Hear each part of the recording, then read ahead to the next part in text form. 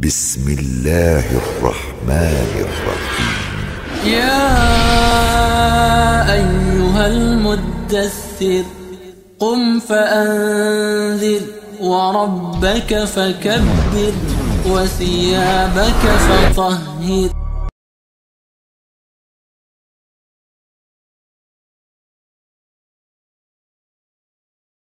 Assalamualaikum warahmatullahi wabarakatuh. Para pemirsa yang dirahmati Allah, kita ketemu kembali dalam kajian rasionalitas Qur'ani bersama Bapak Haji Iswan Muhammad Isa, yang mana pada kajian kali ini kita tetap masih melanjutkan kajian sebelumnya pada tema ke-71 sampai dengan 74 sampai dengan 76. Kita telah memahami makna zikir yang ternyata sangat luas maknanya. Seperti juga dalam pada surah Al-Imran ayat 103 dikatakan bahwa apabila kamu telah menyelesaikan sholat, maka berzikirlah kepada Allah ketika kamu berdiri, duduk, dan berbaring. Padahal di ayat lain dikatakan bahwa sholat itu untuk mengingat atau zikir kepada Allah. Mengapa pada ayat ini setelah sholat kita disuruh berzikir lagi dalam keadaan berdiri, duduk, dan berbaring? Apakah ada makna lain dari kata zikir ini? Terima kasih Pak Jul. Assalamualaikum warahmatullahi wabarakatuh. Alhamdulillah, moga-moga kita selalu sehat. Memang apa yang tadi dikatakan oleh Pak Jul tadi, memang makna zikir di dalam Al-Quran ini cukup beragam. Artinya banyak hal dalam konteks penggunaannya di dalam ayat-ayat. Nah, beragamnya juga kemarin sudah kita bahas juga, bahwa bahkan jumlahnya dengan surah Al-Ayat di mana kita harus berpikir, merenung dengan segala macam itu hampir sama, sebanyak 200 kurang lebih 280-an begitu. Nah, dalam konteks pertanyaan ini juga di dalam surah Al-Imran yang Pak Jul tanyakan itu bunyi aslinya itu Al-Imran 103, Allah mengatakan Fa'iza qadaitumus salat, apabila kamu setelah menyelesaikan salat, wazkurullahu qiyaman wa qu'udan wa ala junubihim. Nah, zikrullah lah kamu, baik dalam keadaan berdiri, duduk ataupun berbaring gitu. Nah, ayat ini lanjutkan fa'iza atma'anantum fa'aqimus shalah, apabila keadaan sudah aman maka sholatlah kamu. Maksudnya sholat seperti biasa. Inna sholata kanat alal mu'minina kitaban mauqutan. Nah, sholat itu ada waktu-waktu tertentu yang ditentukan Allah begitu. Nah, di dalam Ali Imran ayat 103 ini sebenarnya ayat ini turun ketika menjelaskan dalam keadaan perang. Nah, kalau kita lihat ayat sebelumnya, ayat 101, nah di situ Allah menjelaskan juga jika kamu dalam perjalanan kamu tidak merasa aman, tidak merasa aman, nah itu kamu lakukan sholat qasar gitu. Artinya kamu tunda dulu sholat itu karena tidak dalam keadaan aman, kalau kamu takut di dalam perjalanan tidak aman begitu. Nah, di ayat 102 ini Allah Allah menjelaskan bagaimana formasi sholat ketika di dalam keadaan perang. Nah, di sini Allah menggambarkan, itu kita tahu bahwa formasi sholat itu dilakukan misalnya ketika ada sebagian yang sedang sujud, sebagian tetap dalam keadaan berdiri, jadi bergantian. Jadi, nah ini ayat artinya ayat Allah menjelaskan sholat dalam keadaan perang. Nah, kemudian dilanjutkanlah ayat 103 Ali Imran ini. Nah, di sini Allah katakan kalau kamu kamu sudah selesai menyelesaikan sholat, maka kamu tetaplah fazkurullah, baik dalam keadaan berdiri, duduk ataupun berbaring. Nah, jadi di sini kita tahu dulu bahwa perang ini kan berhadapan fisik nih Pak Jul. No, tidak seperti sekarang dia berhadapan fisik. Jadi Allah memerintahkan bahwa sholat itu dalam keadaan tetap siaga. Nah, sehingga setelah selesai salat, kaum muslimin ini Allah menyatakan bahwa harus selalu dalam keadaan siap siaga. Nah, oleh sebab itulah Allah mengatakan, maka ketika kamu selesai sholat, maka berzikirlah kamu, zikrullah. Apabila aman, nah kamu kembali lagi sholat seperti biasa gitu. Nah, jadi di sini kalau kita lihat makna daripada kata zikrullah ini adalah bukan makna daripada zikir kita selesai sholat kita berdoa, berzikir, baca subhanallah walhamdulillah ramai-ramai, karena ini situasi perang gitu. Nah, jadi masalah zikir di sini jelas bagaimana melakukan strategi-strategi untuk dalam setiap keadaan. Dalam setiap keadaan artinya dalam berdiri, duduk atau berbaring. Maksudnya apa? Sehingga ketika ada serangan-serangan daripada musuh-musuh Islam pada waktu itu, nah para pasukan-pasukan ini telah siap menghadapi segala kemungkinan. Nah, ini yang dapat kita maknai dari surat Ali Imran 103 dalam keadaan perang. Bagaimana di zaman modern ini? Apakah zikir dalam makna strategi ini masih relevan bagi umat Islam, terutama di Indonesia?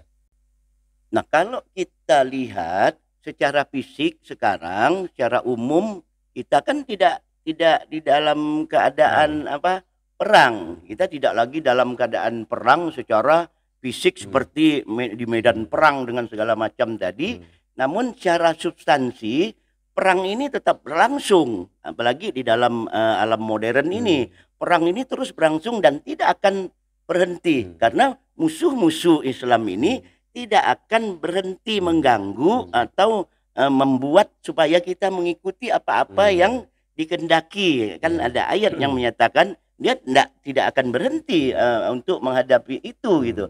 Nah, bahkan di dalam wilayah di dalam peperangan ini wilayahnya tidak seperti perang konvensional lagi pada waktu itu dalam tempat-tempat tertentu, bahkan sekarang wilayahnya lebih luas dalam bentuk perang modern ini. Bisa memasuki perang ekonomi, wilayah ekonomi, politik, budaya, dan segala macam. Bahkan sampai pada perang-perang yang kita hadapi sekarang mungkin tekanan-tekanan secara psikologis umat Islam. Nah, baru-baru ini kita mendengar tentang peristiwa di Prancis.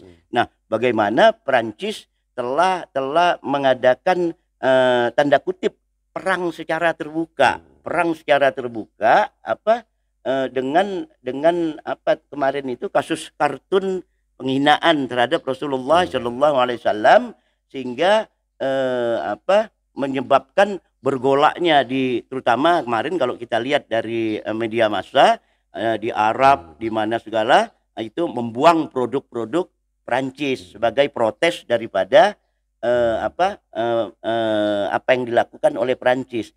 Nah, artinya perang yang kita hadapi sekarang, perang-perang fisik dalam bentuk invasi, pencaplokan segala macam itu tidak dilakukan atau itu akhir daripada peperangan gitu.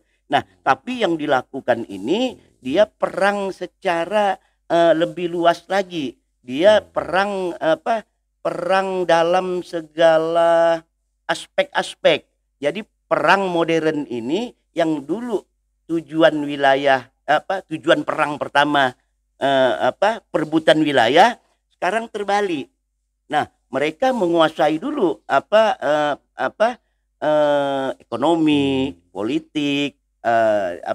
ekonomi, politik, budaya. Artinya perangnya lebih luas daripada makna-makna fisik. Nah, ketika umat Islam ini mengalami kekalahan-kekalahan di dalam perang yang sangat luas, di dalam perang modern ini, mungkin kita kekalahan di bidang ekonomi, di bidang politik, di bidang budaya segala macam, kita tidak memiliki lagi nilai-nilai kemampuan bergening kita, kemampuan bergening kita, kemampuan untuk menangkal daripada situasi yang saya sebutkan tadi. Nah, oleh sebab itulah Allah secara substansi di dalam hal ini kita pahami, di dalam Allah memerintahkan kita bahwa setelah kamu sholat, kamu jangan lupa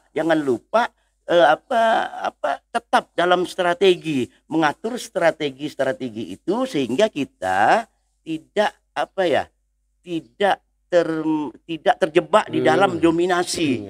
Kan kita sering mendengar kita dominasi barat, dominasi ekonomi, dominasi politik, keuangan segala macam. Nah, ini Allah perlu Allah menyatakan ini gitu. Nah, oleh sebab itu mungkin makna inilah yang mungkin perlu dikembangkan bagi misalnya para dai, para penceramah, para ulama-ulama, nah para institusi lembaga-lembaga keislaman, bagaimana mengatur strategi di dalam tanda kutip tadi, di dalam perang yang sangat luas ini, dan menyampaikannya kepada umat. Jadi makna zikir bukan hanya sekedar yang tadi kita katakan, kita sholat hanya berdoa, tapi kita tidak mempunyai strategi di luar itu. Nah, itu mungkin dalam konteksnya, di dalam konteks perang modern saat ini gitu. Secara teknis bagaimana perintah Allah dalam menghadapi situasi seperti ini, Pak Iswan? Nah, kalau kita lihat secara teknis, strategi yang tadi kita katakan ini di dalam wilayah-wilayah fisik, kalau kita kembali kepada rasionalitas Quran yang pernah kita bahas pada tema-tema yang lalu itu, berarti ini kan masuk pada wilayah rahmani, wilayah hukum-hukum material, wilayah hukum-hukum wujud, hukum-hukum rahmani. Artinya dalam menghadapi situasi ini peran akal, pikiran, rasio, dan segala pemahaman tentang dunia objektif, cara pandang dunia ini lebih diutamakan begitu. Artinya lebih diutamakan. Nah, untuk membimbing inilah, untuk memanfaatkan inilah, Allah secara umum berfirman, menyatakan di dalam Al-Qur'an di surah Al-Maidah ayat 35 itu, Allah menyatakan, Allah berfirman, ya ayyuhallazina amanuttaqullah, hai orang-orang yang beriman, amanuttaqullah, bertakwalah kepada Allah, wabtaghu ilaihil wasilah, dan carilah jalan untuk menuju ilaihi ini takwa tadi, untuk menuju takwa. Wajahidu fi sabilihi, dan kamu sungguh-sungguhlah berjuang fi sabilihi la'allakum tuflihun, agar kamu beruntung. Nah, di sini Allah menyatakan bahwa kita harus mencari jalan bagaimana mewujudkan perintah Allah di dalam bertakwa itu. Nah, kita kan sudah kemarin sudah belajar bahwa makna takwa itu sangat luas. Dari kata qawa itu yang secara umum maknanya adalah menghindar, menghilangkan, mengeliminir segala hambatan, tantangan dan segala macam itu, supaya supaya kita sampai kepada tujuan, sampai kepada hambatan itu hilang. Nah, di sini Allah katakan wabtahu ilaihil wasilah. Kau cari cara-cara, kau cari metode, kau carilah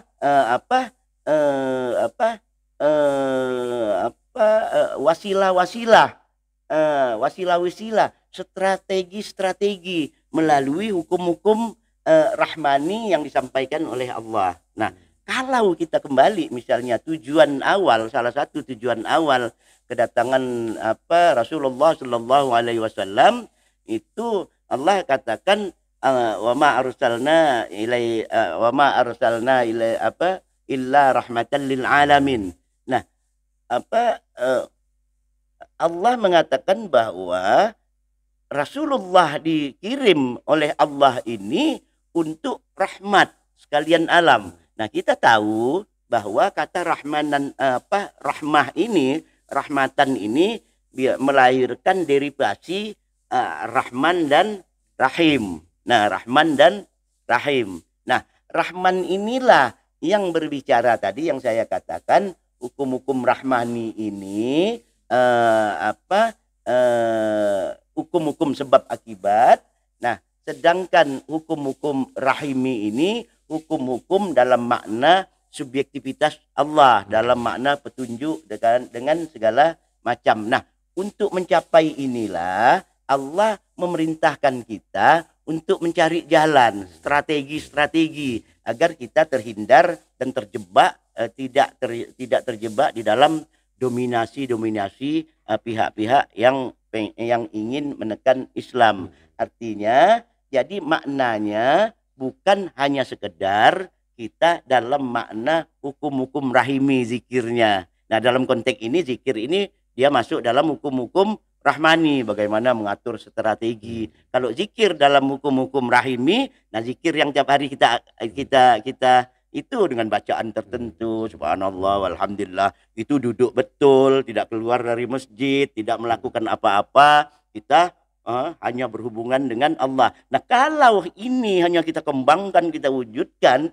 nah kita menjadi umat yang bukan umat superior lagi, kita menjadi umat inferior. Kita berada di bawah tekanan-tekanan dominasi ya seperti yang terjadi hari ini pada dunia Islam. Ya. Kemudian pada kalau kita berangkat dari rasional Qurannya, strategi yang harus kita lakukan dalam menghadapi situasi saat ini seperti apa, strategi? Sebenarnya itu berat juga itu ya. Artinya strategi kalau melihat kondisi umat saat ini gitu. Nah, jika kita lihat dari tema-tema yang sudah kita bahas, tema-tema yang lalu, salah satu hal penting dan mendasar itu sebenarnya kita harus membangkitkan, mewujudkan potensi-potensi kesadaran. Kita sudah belajar kita sudah diskusikan pada tema-tema lalu itu kan tentang potensi kesadaran yang ada di dalam diri manusia yang diberikan Allah kemarin yang sudah kita bahas melalui peniupan roh. Nah, jika potensi-potensi kesadaran ini, ketiga hal potensi kesadaran kan kemarin kita tahu ada kesadaran intelektual, kesadaran moral, kesadaran spiritual. Nah, jika ketiga kesadaran ini kita bangun, potensi-potensi ini kita bangun, kita akan mampu membangun zikrullah, strategi-strategi bagaimana yang diperintahkan oleh Allah. Kita akan mampu menghadapi segala kemungkinan, baik tantangan, hambatan, ancaman dari pihak-pihak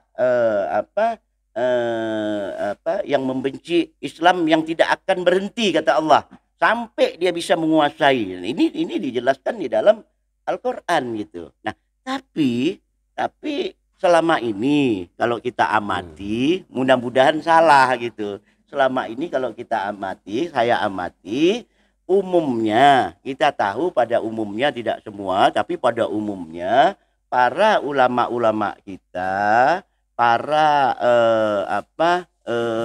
intelektual dunia Islam kita yang bergerak di bidang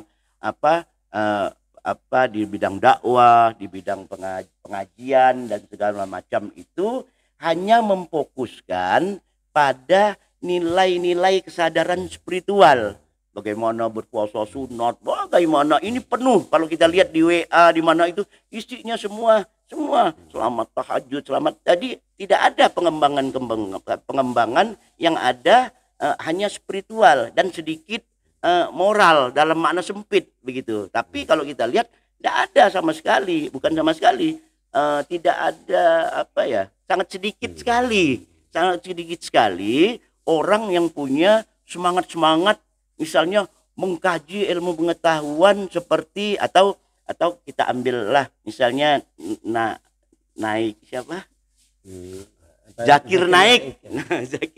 Zakir Naik kalau kita lihat, nah di mana beliau mengadakan itu orang semangat untuk meningkatkan intelektual, bagaimana moral itu untuk mendiskusikannya. Nah, tapi kayaknya kita tidak gitu. Nah, bahkan di moral mungkin hal-hal tertentu sedikit itu pun penuh dengan kontroversi, penuh dengan pertentangan. Kalau saya mengatakan, mudah-mudahan juga salah, itu pertentangan yang remeh-remeh.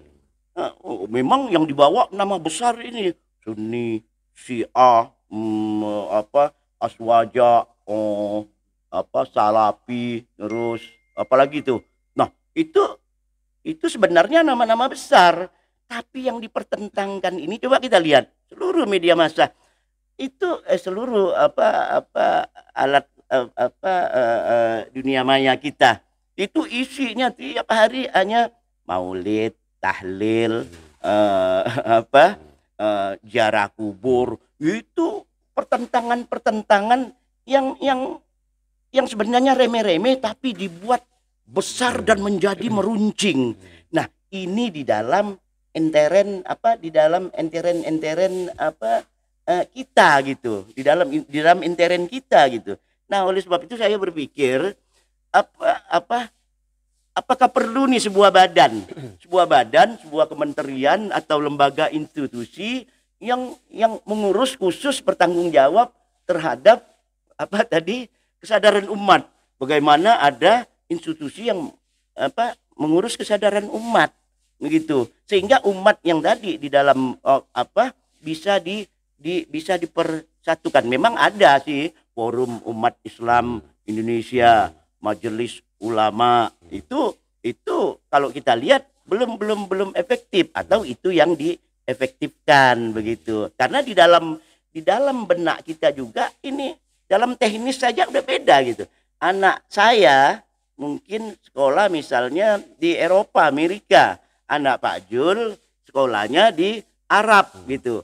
Nah, dua-duanya anak saya dia Islam, anak Pak Jul Islam, tapi satu sekolah di Eropa, Amerika, yang satu sekolah di wilayah Arab. Dua-duanya ini pulang, harusnya kan dia umat Islam harus bersatu di dalam institusi, di dalam kelembagaan misalnya yang dibentuk. Tapi enggak, yang sekolah Eropa, Amerika masuk di dalam IJMI, yang sekolah dari Arab ini masuk di dalam MUI. Nah, padahal MUI itu kan Majelis Ulama Indonesia, sedangkan IJMI itu Ikatan Cendekiawan Muslim. Nah, ini dalam bahasa Arab apa bedanya dua ini gitu. Tapi kita tidak, kita dipisahkan sehingga statement ini saling bertentangan. Nah, ini yang terjadi di dalam kondisi umat Islam pada saat ini. Oleh sebab itu perlu meningkatkan kesadaran intelektual, moral dan spiritual.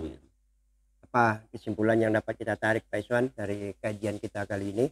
Nah, kesimpulan yang dapat kita tarik mungkin yang pertama itu jelas strategi dalam makna zikir tadi. Zikir dalam makna strategi ini, cara, metode atau wasilah yang disebutkan Allah ini, dia adalah salah satu hal yang mendasar yang perlu kita kembangkan, kita kuasai, baik di dalam strategi di dalam di dalam mewujudkan hukum-hukum rahmani, hukum-hukum dunia sebab akibat ini, maupun di dalam hukum-hukum rahimi secara subjektivitas, menghubungkan kita terhadap subjektivitas Allah. Itu yang pertama.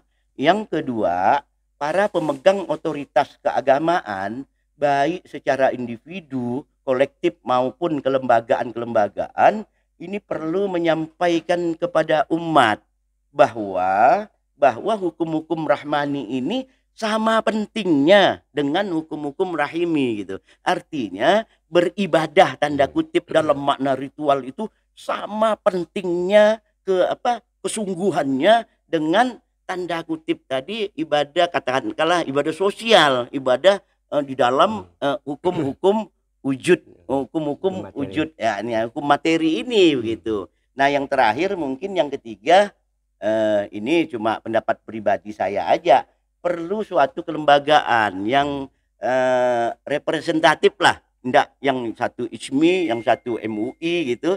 Artinya yang representatif, yang bisa menampung semua aliran-aliran di dalam pemikiran agama. Nah, lembaga-lembaga inilah yang bertanggung jawab terhadap pengembangan potensi kesadaran umat, baik itu kesadaran intelektual, spiritual maupun moral. Saya kira hanya itu yang dapat saya jelaskan dalam waktu yang pendek ini, Pak Jul. Terima kasih. Terima kasih para pemirsa yang dirahmati Allah. Kita akhiri kajian kita kali ini. Sampai ketemu pada tema kajian mendatang. Terima kasih. Wassalamualaikum warahmatullahi wabarakatuh. Waalaikumsalam warahmatullahi wabarakatuh.